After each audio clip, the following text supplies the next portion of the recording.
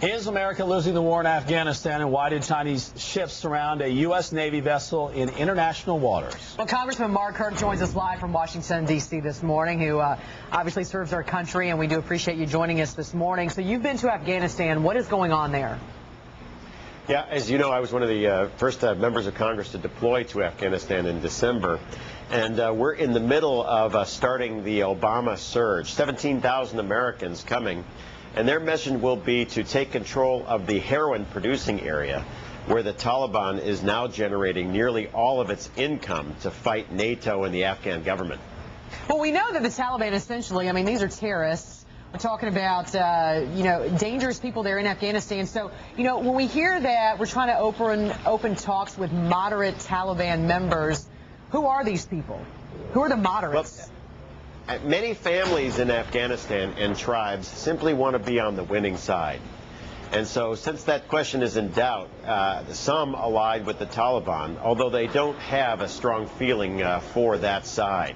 So like in Iraq, there may be some tribes that can be peeled off to isolate the Taliban, the way we did in 2001. It's a strategy that we ought to explore.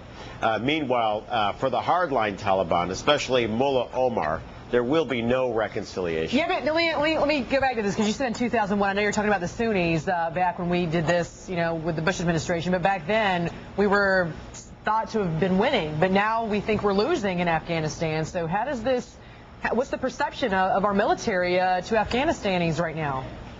Right. Well, actually, in Iraq, when we executed the new strategy, everyone thought we were losing the war in Iraq, and it was a key point to turning things around and winning. That's similar to the situation we have here. There's a large block of Afghans that simply want to be on the winning side. Last year, we were in total stalemate, and so some of them joined the Taliban. As we surged to Afghanistan, and more importantly, increased the Afghan army, we may be able to bring some tribes over to our side who simply want to be with the side that wins this war. All right, let's talk about these U.S. Navy vessels in international water being basically harassed by some folks in the Chinese Navy as well. What exactly is going on here, and is this something we need to be concerned about? Well, it was surprising that the Chinese Navy would create an incident.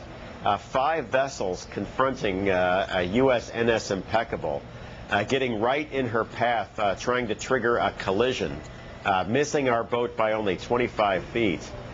We remember that just 3 months into the Bush administration, the Chinese triggered an incident in the very same location as this one. I thought it was bad timing because President Obama and Chinese President Hu Jintao are scheduled to have their first summit in London on April 2nd. And this sets up a very bad context for President Obama's first meeting.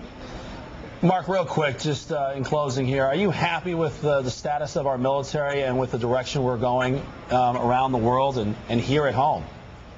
Well, I think things are getting better for military families. We're pulling out of Iraq, and that pullout is now accelerating. That's going to relieve an awful lot of pressure on especially Army families. We're surging to Afghanistan with much smaller numbers than we were in Iraq.